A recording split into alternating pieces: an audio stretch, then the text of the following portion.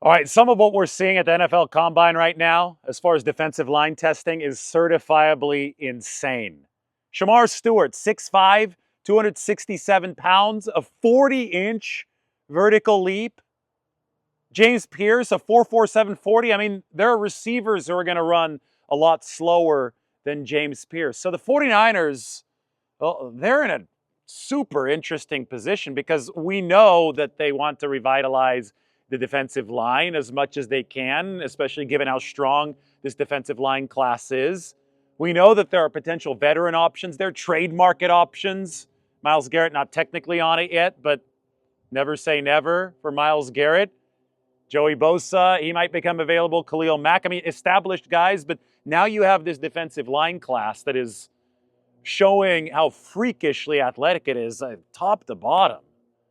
At the NFL Combine, the 49ers are going to have multiple avenues through which to improve the defensive line. And then they can also focus on the offensive line, and they could reverse that order. The O-line focus can actually come first. Somebody like Shemar Stewart, the issue with him has been the sack production, right, in college.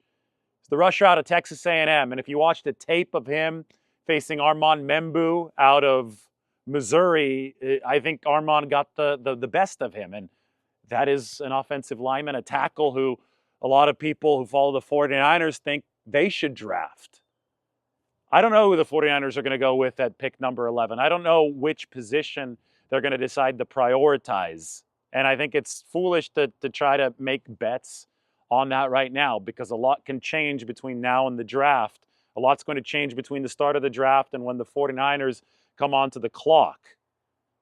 Everybody's going to think they have it figured out with their mock drafts, and then they're going to realize that they don't have it figured out at all. But I do know that for a 49ers team that has left this season seeing the Philadelphia blueprint, seeing the trenches dominate for the Eagles, for a 49ers team that I think wants to build from the inside out, especially given their track record building the defensive line, I think that this draft and this potential available veteran market is extremely promising.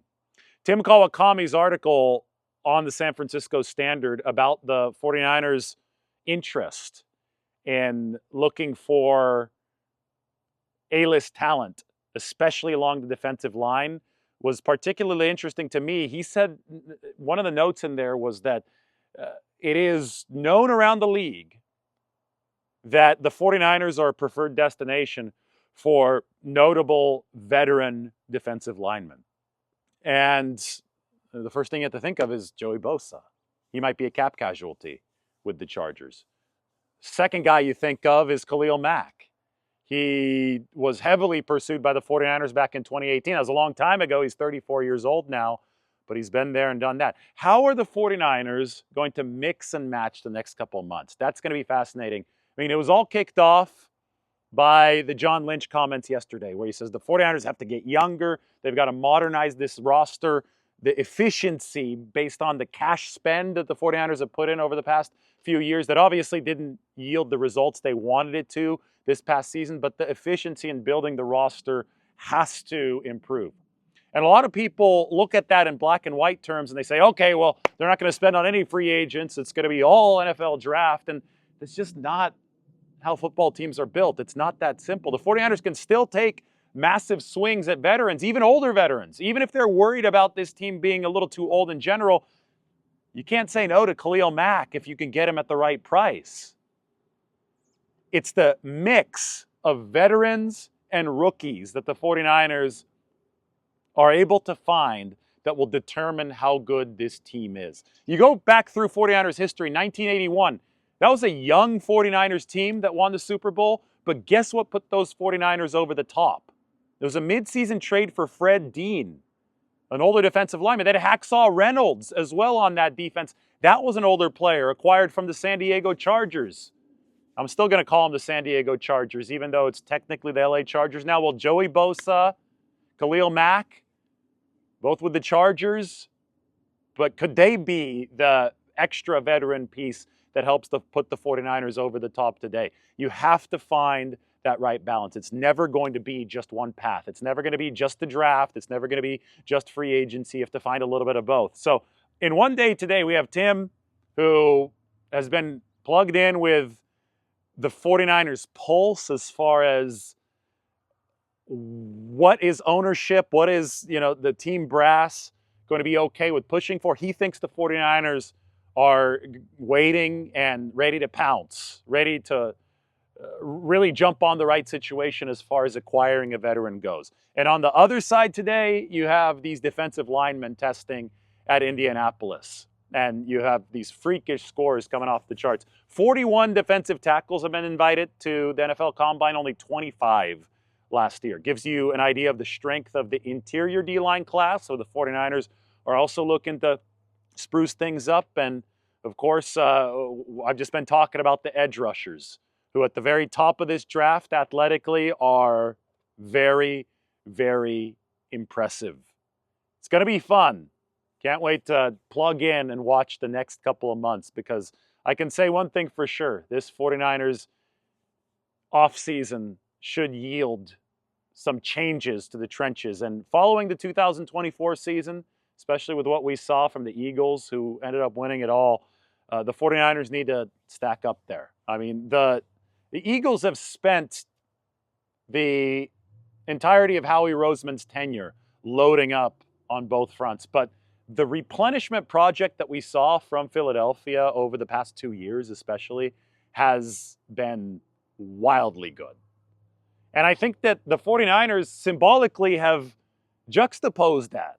Javon Hargrave, the Eagles decided not to re-sign him, and he was a really, really good member of that 2022 Eagles defense. He's been with the Eagles for 3 seasons. The 49ers signed Javon Hargrave for big money.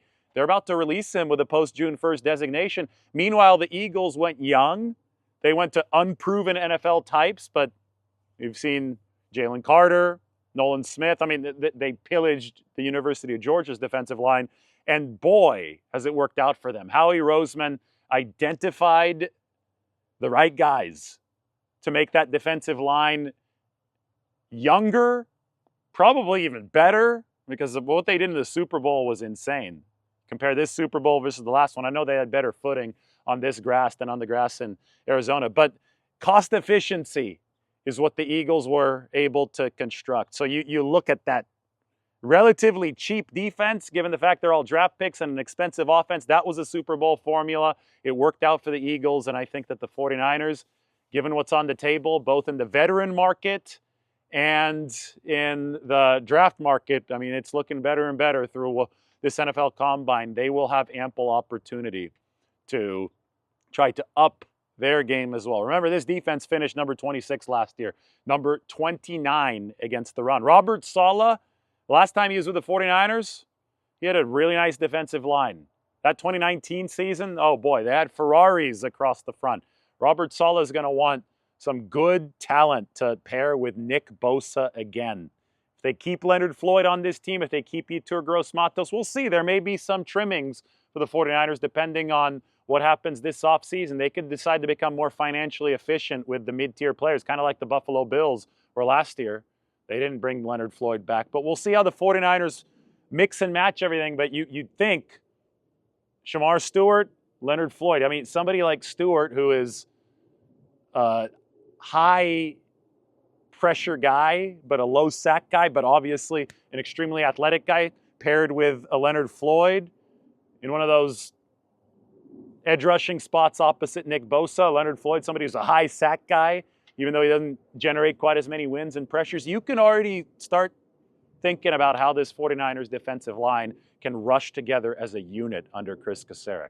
So buckle up, because the next couple of months are going to be a lot of fun when we talk about how the 49ers might build this larger puzzle.